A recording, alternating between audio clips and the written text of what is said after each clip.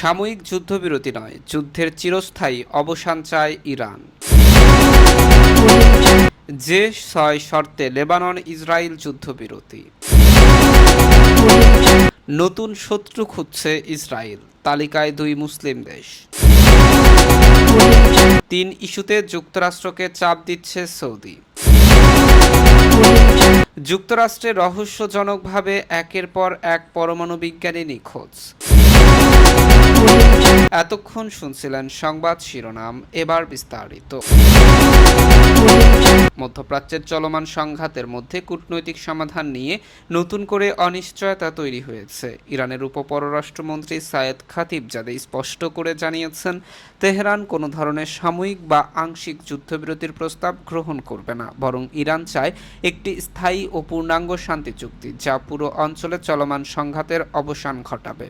তুরস্কের Antalya diplomacy ফোরামের এক পার্শ্ব বৈঠকে সাংবাদিকদের সঙ্গে আলাপকালে তিনি বলেন, লেবানন থেকে শুরু করে লোহিত সাগর পর্যন্ত সব সংঘাতপূর্ণ এলাকা একটি একক চুক্তির আওতায় আনতে হবে। এটিকে তিনি ইরানের অলঙ্ঘনীয় শর্ত হিসেবে উল্লেখ করেন। তার মতে, খণ্ডিত বা সাময়িক সমাধান কেবল সংঘাতকে দীর্ঘায়িত করে এবং স্থায়ী শান্তির পথে বাধা সৃষ্টি করে। খাতিবজাদে আরও বলেন, বর্তমান পরিস্থিতিতে আংশিক যুদ্ধবিরতি কোনো কার্যকর সমাধান নয়, বরং এটি নতুন করে উত্তেজনা তৈরি করতে পারে। তাই ইরান এমন একটি কাঠামোগত সমাধান চায় যা রাজনৈতিক, সামরিক এবং নিরাপত্তাজনিত সব ইস্যুকে একসঙ্গে বিবেচনায় নেবে।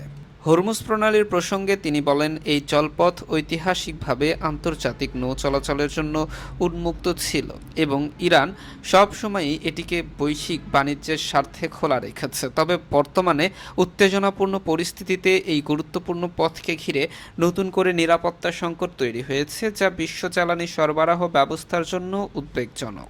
এই অস্থিতিশীল পরিস্থিতির জন্য যুক্তরাষ্ট্র ও ইসরায়েলকে দায়ী করে তিনি বলেন, তাদের সামরিক পদক্ষেপ ও কৌশলগত অবস্থান মধ্যপ্রাচ্যে উত্তেজনা বাড়াচ্ছে। তার মতে, এই কর্মকাণ্ড শুধু আঞ্চলিক স্থিতিশীলতায় নষ্ট করছে না, বরং বৈশ্বিক অর্থনীতি, জ্বালানি বাজার এবং আন্তর্জাতিক বাণিজ্যের উপর নেতিবাচক প্রভাব ফেলেছে। বিশ্লেষকদের মতে, ইরানের এই কঠোর অবস্থান ভবিষ্যৎ শান্তি আলোচনাকে আরও জটিল করে তুলতে পারে, কারণ যেখানে অন্য পক্ষগুলো ধাপে ধাপে সমঝোতার দিকে যেতে আগ্রহী, সেখানে তেহরান সরাসরি পূর্ণাঙ্গ সমাধান দাবি করছে। ফলে কূটনৈতিক অচল অবস্থা দীর্ঘায়িত হওয়ার সম্ভাবনা রয়েছে। এরপর জানবেন, মধ্যপ্রাচ্যের দীর্ঘদিনের উত্তেজনার মধ্যে লেবানন এবং ইসরায়েল অবশেষে 10 দিনের একটি সাময়িক যুদ্ধবিরতিতে সম্মত হয়েছে। মঙ্গলবার থেকে কার্যকর হওয়া এই যুদ্ধবিরতিকে ঘিরে আঞ্চলিক ও আন্তর্জাতিক মহলে সতর্ক আশাবাদ তৈরি হয়েছে। যুক্তরাষ্ট্রের প্রেসিডেন্ট ডোনাল্ড ট্রাম্প এই উদ্যোগকে স্বাগত জানিয়েছেন। এটি দুই দেশের মধ্যে দীর্ঘমেয়াদী শান্তি প্রতিষ্ঠার পথে একটি গুরুত্বপূর্ণ পদক্ষেপ হতে পারে।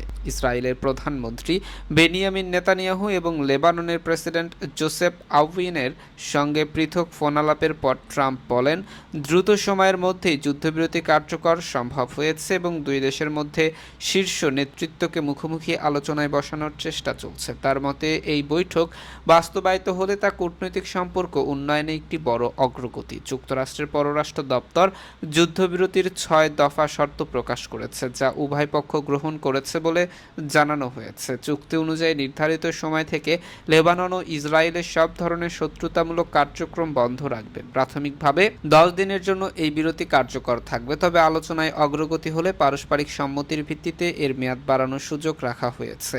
চুক্তির গুরুত্বপূর্ণ দিকগুলোর মধ্যে রয়েছে ইসরায়েলের আত্মরক্ষার অধিকার সংরক্ষণ করলেও লেবাননের ভেতরে কোনো আক্রমণাত্মক সামরিক অভিযান চালাবে না। একই সঙ্গে লেবানন সরকারকে হিজবুল্লাহ সহ অন্যান্য সশস্ত্র গোষ্ঠীর ওপর নিয়ন্ত্রণ প্রতিষ্ঠা করে ইসরায়েলের বিরুদ্ধে হামলা বন্ধে কার্যকর পদক্ষেপ নিতে বলা হয়েছে। এছাড়া লেবাননের রাষ্ট্রীয় নিরাপত্তা বাহিনীকে দেশের একমাত্র বৈধ প্রতিরক্ষা শক্তি হিসেবে স্বীকৃতি দেওয়া হয়েছে, যাতে অন্য কোনো গোষ্ঠী বা বাহিনী সমান্তরাল সামরিক ভূমিকা নিতে না পারে। আন্তর্জাতিকভাবে স্বীকৃত সীমান্ত নির্ধারণ সহ দীর্ঘদিনের অমীমাংসিত বিষয়গুলো সমাধানের লক্ষ্যে যুক্তরাষ্ট্রের মধ্যস্থতায় সরাসরি আলোচনা চালিয়ে যাওয়া ওপর জোর দেওয়া হয়েছে। বিশ্লেষকদের মতে এই যুদ্ধবিরতি যদিও সাময়িক, তবে এটি দীর্ঘদিনের সংঘাতের মধ্যে একটি গুরুত্বপূর্ণ বিরতি এনে দিয়েছে। এতে মানবিক পরিস্থিতি কিছুটা উন্নতি হওয়ার পাশাপাশি কূটনৈতিক সমাধানের জন্য একটি বাস্তব সুযোগ তৈরি হয়েছে। এরপর জানবেন মধ্যপ্রাচ্যের পরিবর্তিত ভূরাজনৈতিক বাস্তবতায় ইসরায়েলের প্রধান প্রতিদ্বন্দ্বী কে হবে, এই প্রশ্নে নতুন আলোচনা তৈরি হয়েছে। ইসরায়েলি এক বিশ্লেষক দাবি করেছেন ভবিষ্যতে ইরানের পরিবর্তে তুরস্ক বা পাকিস্তান ইসরায়েলের প্রধান প্রতিপক্ষ হিসেবে উঠে আসতে পারে। ইসরায়েলের দৈনিক মারিভে প্রকাশিত এক মতামত নিবন্ধে বিশ্লেষক বোয়াজ গোলানি বলেন, দীর্ঘদিন ধরে ইরান ইসরায়েলের প্রধান শত্রু হিসেবে অবস্থান করলেও সাম্প্রতিক যুদ্ধ ও অর্থনৈতিক সংকটে দেশটি দুর্বল হয়ে পড়েছে। ফলে আঞ্চলিক শক্তির ভারসাম্য পরিবর্তনের ইঙ্গিত দেখা যাচ্ছে। নিবন্ধে উল্লেখ করা হয়েছে, আলী খামেনির নেতৃত্বে প্রায় 3 দশক ধরে ইসরায়েল বিরোধী কৌশলের কেন্দ্রবিন্দুতে ছিল, তবে সাম্প্রতিক সংঘাতে অর্থনৈতিক চাপ এবং সামরিক ক্ষয়ক্ষতির কারণে দেশটির প্রভাব আগের তুলনায় কমে যেতে পারে বলে ধারণা করা হচ্ছে। এই প্রেক্ষাপটে গোলানি সম্ভাব্য নতুন প্রতিদ্বন্দ্বী হিসেবে তুরস্ক ও পাকিস্তানের নাম তুলে ধরেন। তার মতে এই দুই দেশই জনসংখ্যায় বড়, শক্তিশালী, সেনাবাহিনী সম্পন্ন এবং আঞ্চলিক রাজনীতিতে ক্রমবর্ধমান প্রভাবশালী। পাশাপাশি যুক্তরাষ্ট্রের সঙ্গে তাদের সম্পর্ক গুরুত্বপূর্ণ, যা ভবিষ্যৎ কৌশলগত সমীকরণে বড় ভূমিকা রাখতে পারে। সাম্প্রতিক সময়ে ইসরায়েল ও তুরস্কের মধ্যে উত্তেজনা বাড়ছে। গাজা পরিস্থিতি এবং সিরিয়ার প্রভাব বিস্তারকে কেন্দ্র করে দুই দেশের নেতৃত্বের মধ্যে পাল্টাপাল্টি বক্তব্য পরিস্থিতিকে আরও জটিল করে তুলেছে। ইসরায়েলের প্রধানমন্ত্রী বেনিয়ামিন নেতানিয়াহু তুরস্কের প্রেসিডেন্ট রিসেপ তাইপ এরদোয়ানের বিরুদ্ধে কুর্দিক জনগোষ্ঠীর ওপর নিপীড়নের অভিযোগ তুলেছে এবং ইরানের সঙ্গে তুরস্কের সম্পর্ক নিয়েও সমালোচনা করেছেন। বিশ্লেষকদের মতে ইসরায়েল তুরস্ক প্রতিদ্বন্দ্বিতা ভবিষ্যতে সিরিয়াকে কেন্দ্র করেই বেশি তীব্র হতে পারে, যেখানে উভয় দেশের কৌশলগত স্বার্থ দীর্ঘদিন ধরেই পরস্পরের সঙ্গে সাংঘর্ষিক। আরও জানবেন মধ্যপ্রাচ্যের চলমান সংকটের প্রেক্ষাপটে নীরব কূটনৈতিক ভূমিকা পালন করলেও এবার যুক্তরাষ্ট্রের ওপর চাপ বাড়িয়েছে সৌদি আরব। আঞ্চলিক স্থিতিশীলতা ফিরিয়ে আনতে 3টি গুরুত্বপূর্ণ ইস্যু সামনে এনে রিয়াদ ওয়াশিংটনের সঙ্গে সক্রিয়ভাবে যোগাযোগ বাড়িয়েছে বলে আন্তর্জাতিক সূত্রে জানা গেছে। প্রতিবেদন অনুযায়ী সৌদি আরব চায় ইরানের সঙ্গে চলমান আলোচনা সফল হোক, হরমুজ প্রণালী শর্তহীনভাবে পুনরায় উন্মুক্ত করা হোক এবং লেবাননে দ্রুত যুদ্ধবিরতি কার্যকর করা হোক। এই 3টি বিষয়কে ঘিরেই যুক্তরাষ্ট্রের প্রতি কূটনৈতিক চাপ বাড়ানো হয়েছে। আরব ও পশ্চিমা কর্মকর্তাদের বরাতে জানা যায়, সৌদি ক্রাউন প্রিন্স মোহাম্মদ বিন সালমান সম্প্রতি মার্কিন প্রেসিডেন্ট ডোনাল্ড ট্রাম্পের সঙ্গে এক ব্যক্তিগত ফোন আলাপে লেবাননে যুদ্ধবিরতির গুরুত্ব তুলে ধরেন। এর পরপরই ট্রাম্প 10 দিনের যুদ্ধবিরতি ঘোষণা দেন, যা অনেক বিশ্লেষকের মতে সৌদির চাপেরই প্রতিফলন। সৌদি আরব মনে করছে, লেবাননে সংঘাত অব্যাহত থাকলে হরমুজ প্রণালী উন্মুক্ত রাখা এবং বৃহত্তর আঞ্চলিক শান্তি প্রতিষ্ঠা কঠিন হয়ে পড়বে। তাই তারা এই যুদ্ধবিরতিকে বৃহত্তর কৌশলগত লক্ষ্য অর্জন হিসেবে দেখছেন। এদিকে হিজবুল্লাহ লেবানন সরকারের সম্ভাব্য সরাসরি আলোচনার উদ্যোগের সমালোচনা করেছে, যদিও লেবানন সরকার এই আলোচনার বিষয়টি অস্বীকার করেছে।